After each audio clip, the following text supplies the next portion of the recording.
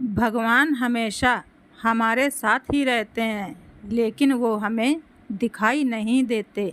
दिल को छू लेने वाली स्टोरी। एक दिन कमला खाना बना रही थी। वो खाना बनाते बनाते नारायण नारायण बोलती जा रही थी। वह काम करते करते ही भगवान भजन करती रहती थी, क्योंकि उसके पास इतना समय ही नहीं रहता था कि वह अलग से समय निकाल कर पूजा पाठ कर सके।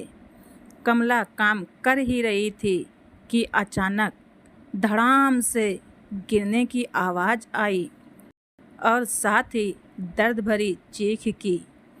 आवाज़ सुनकर कमला का कलेजा धक से हुआ। क्या हो गया? उसने आंगन में झांक कर देखा तो 9 साल की बेटी फलक आंगन में चित पड़ी थी, खून से लथपथ। यह दृश्य देखकर कमला का दिल बैठ गया। हे भगवान!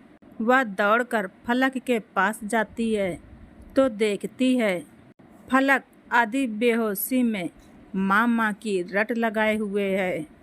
कमला को समझ में नहीं आ रहा था कि वह क्या करे, क्योंकि घर में कोई था ही नहीं। वह अकेली ही थी।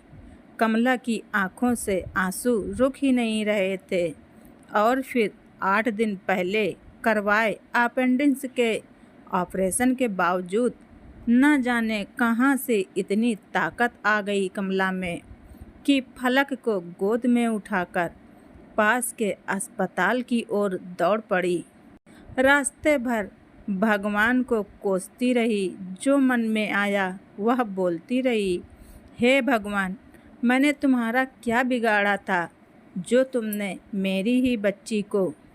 खैर, अस्पताल पहुंचते ही डॉक्टर मिल गए और समय पर इलाज होने से फलक बिल्कुल ठीक हो गई। चोटें गहरी नहीं थीं, इसलिए फलक जल्दी ही ठीक होकर घर आ गई। शाम को जब सब घर पर टीवी देख रहे थे, तब कमला के मन में हजारों सवाल उठ रहे थे। वो भगवान से विरक्त होने लगी थी। एक माँ की ममता प्रभु सत्ता को चुनौती दे रही थी।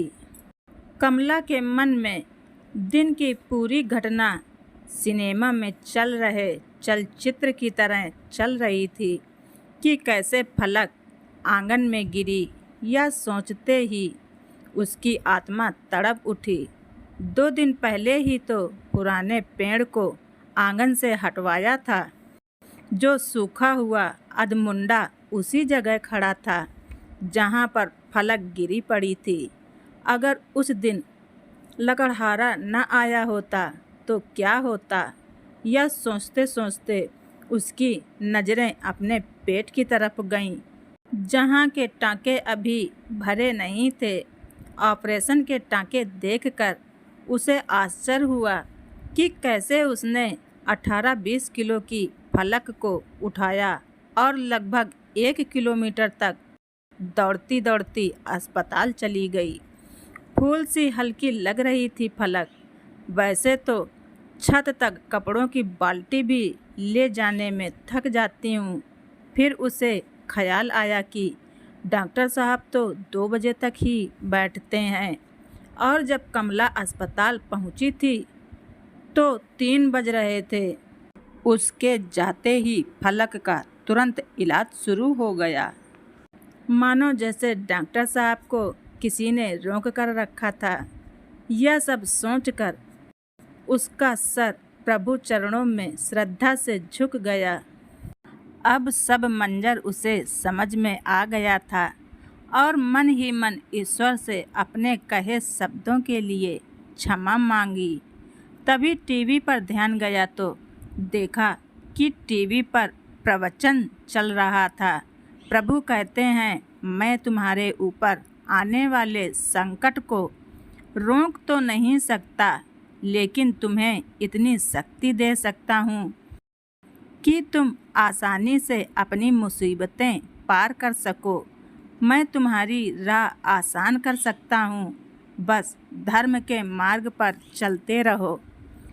कमला ने घर के मंदिर में झांक कर देखा तो नारायण मुस्कुरा रहे थे। हम कई बार विपत्ति के समय या फिर खुशी के पलों में ईश्वर की कृपा को तुरंत समझ नहीं पाते, लेकिन बाद में ये एहसास हो ही जाता है कि ये सब ईश्वर की ही कृपा थी। दोस्तों, वक्त अच्छा हो या बुरा, हमें ईश्वर पर हमेशा श्रद्धा, आस्था, विश्वास और धैर्य बनाए रखना चाहिए, क्योंकि ईश्वर हमेशा हमारे साथ ही होते हैं, लेकिन वो हमें दिखाई नहीं देते।